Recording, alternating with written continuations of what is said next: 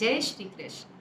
આજનો શ્લોક: ત્વમેવ માતા ચ પિતા ત્વમેવ, ત્વમેવ બંધુ ચ સખા ત્વમેવ, ત્વમેવ વિદ્યા દ્રવિણમ ત્વમેવ, ત્વમેવ સર્વમ મમ દેવ દેવ.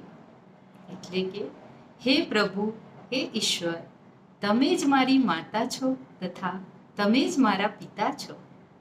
તમે જ મારા ભાઈ છો તથા તમે જ મારા મિત્ર છો. તમે જ મારી વિદ્યા, જ્ઞાન અને ધન છો. તેમજ હે દેવોના દેવ, તમે જ મારું સર્વસ્વ છો.